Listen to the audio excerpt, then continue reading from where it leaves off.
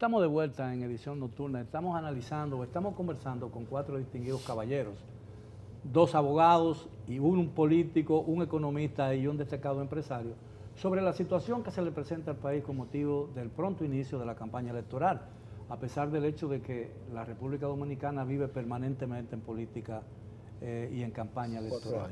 Ahora bien, sabemos que hay muchos problemas en la nación dominicana y que hay políticas que han contribuido solo a resolver medianamente muchos de esos problemas.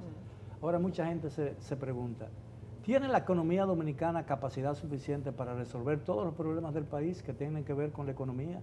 ¿Y cuál sería la receta ideal para resolver esos problemas? Yo quisiera retomar algo que dijo Henry, y es el hecho de que mucha gente percibe que el crecimiento no se derrama. Yo creo que aquí ha faltado ya desde hace muchos años una verdadera reforma fiscal.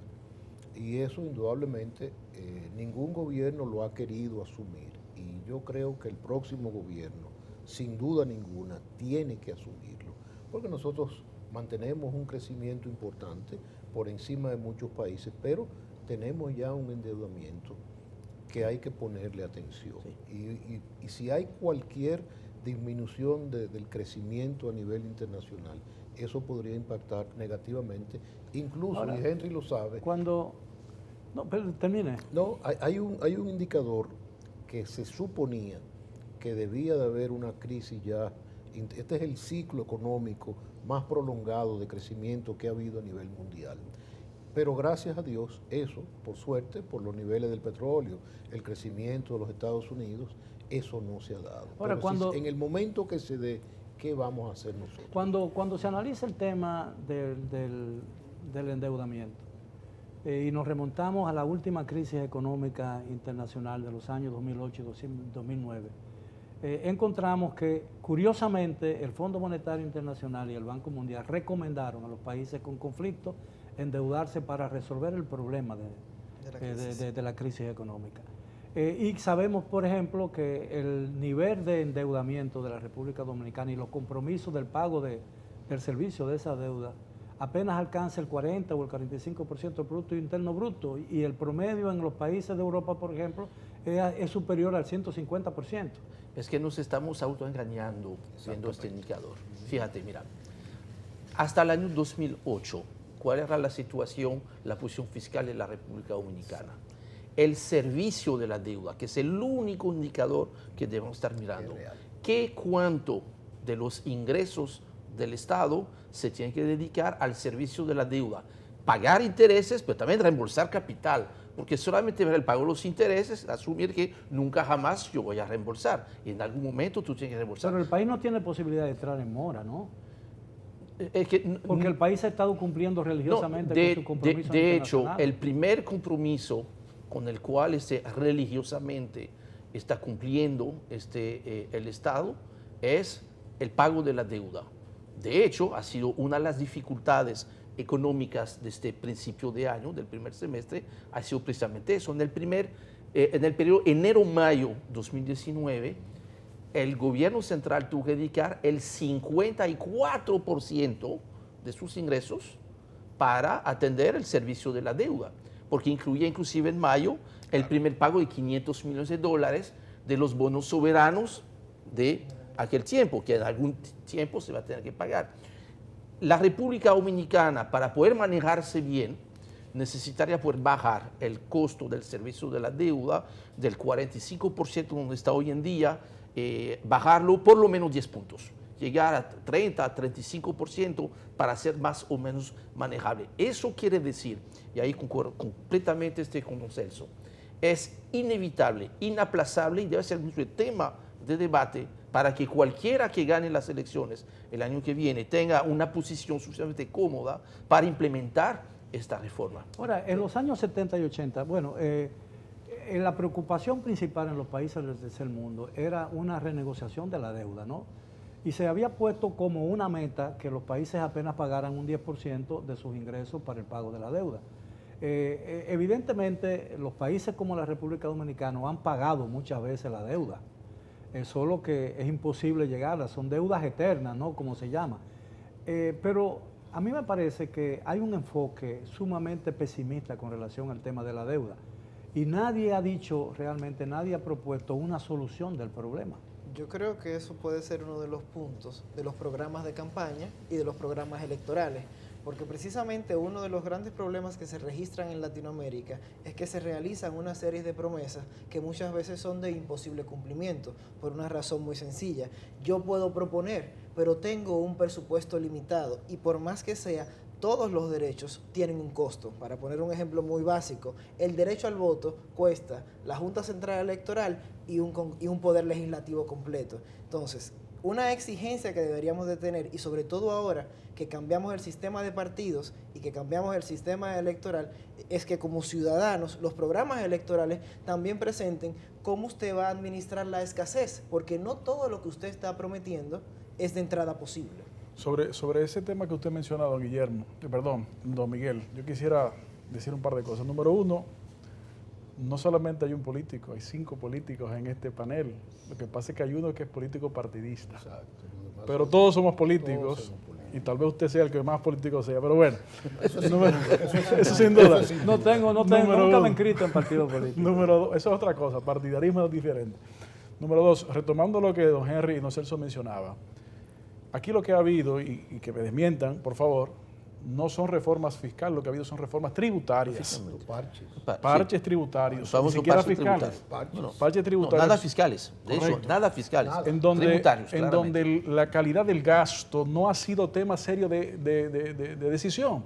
Y como es normal, los temas económicos tienen de por sí un trasfondo político. Un gobierno que dirija quien sea que lo dirija, que tiene la intención de mantenerse o de designar a su sucesor de manera directa, va a caer en la trampa de aumentar los préstamos, pero no para producir, porque usted mencionaba países, por ejemplo, europeos con capacidades de endeudamiento muy altas, pero porque tienen una capacidad de producción también muy alta. La República Dominicana no está en esa liga, lamentablemente, y los préstamos que se han ido adoptando año tras año han estado para el servicio de los costos corrientes y la calidad del gasto no es un tema. Ahora, cuando se habla de la calidad del gasto. Perdón, hablando de ese punto, efectivamente, indistintamente de la salud de la economía dominicana, la realidad es que los ingresos posibles que tiene y que pudiera acceder el gobierno de la República Dominicana no van a ser suficientes para un solo o 2 años fiscales poder resolver todos los problemas.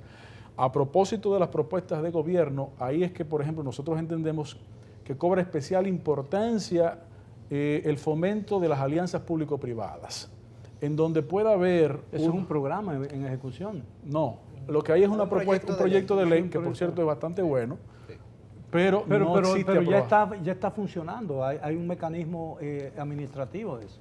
No, lo que hay son concesiones. En cuanto a APP como tal, existe una ley que no se ha aprobado. Hay mecanismos que pueden hacer algo parecido a través del fideicomiso, sobre todo, pero no es lo suficiente. Ahora, cuando se plantea el tema, y se plantean el tema de los problemas, por ejemplo, específicamente el control del gasto, ¿no? Y se habla de un gasto de calidad. Sí. En países en desarrollo con tantas necesidades, un país que tiene una deuda y que tiene un pasivo social que viene de la fundación misma de la República, tienen los gobiernos una responsabilidad de atender a los sectores más vulnerables, porque si no este país no existiera, ¿no? Mañana no podemos decirle al gobierno, yo me he quejado eternamente de los programas del gobierno de reparto de alimentos y de reparto de bonos, y yo muchas veces me he dicho, bueno, es muy fácil desde mi cómoda posición decir qué abuso que una familia pobre tenga que levantarse, tenga que estar ahí desde las 5 de la mañana para irse a las 12 de la noche aguantando la lluvia, el sol y el sereno para llevarse una magra ración de alimentos. Es muy fácil desde mi posición económica, yo lo sé, pero es una forma que yo me digo, ¿hasta qué punto un gobierno puede renunciar?